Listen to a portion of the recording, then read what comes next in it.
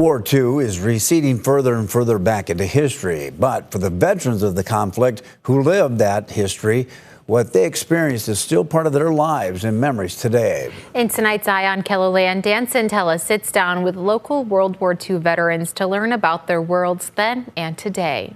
South Dakota Department of Veterans Affairs Secretary Jeremiah Schneider tells me that, according to VA data, there's about 95 World War II veterans living in the state. Tonight, we sit down with 3 of them. Tony Rydell of Howard is 102 years old and not far from 103.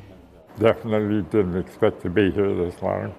Nevertheless, here he is. The World War II and Korean War veteran sings the praises of the local American Legion. They come and get me and take me over to some dinners, and yeah, they give me a good night out.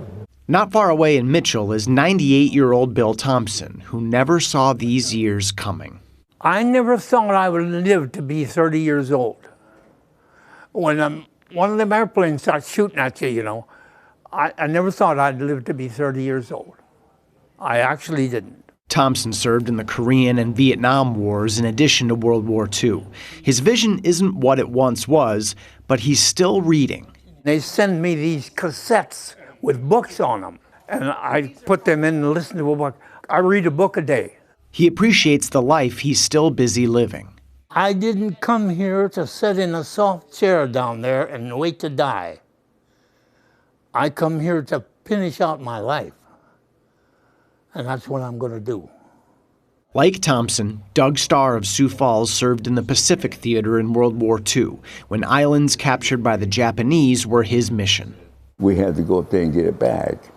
So we go up, we'd shoot up the beach, and then back off, and then the Army would be put ashore, and they would recapture the island. Memories of picking up prisoners of war in 1945 are vivid today in 2025. We brought them aboard, and they had said that they didn't want a bunk to sleep in. They wanted to talk to us because they hadn't had any conversation.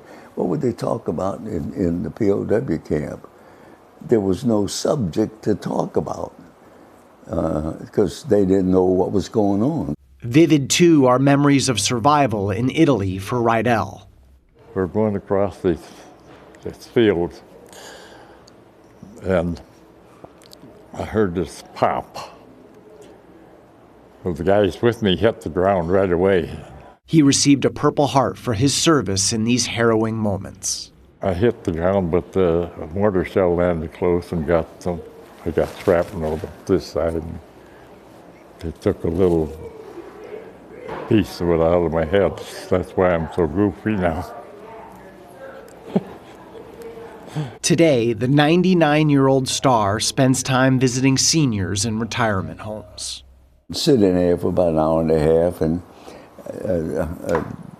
4 or 5 American Legion veterans in there, and we tell them what we did in the military. He also served in the Korean War and lives with his daughter today.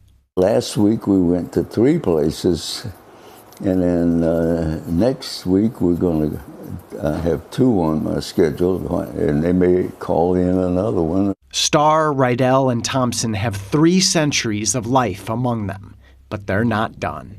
Life is so short and so precious.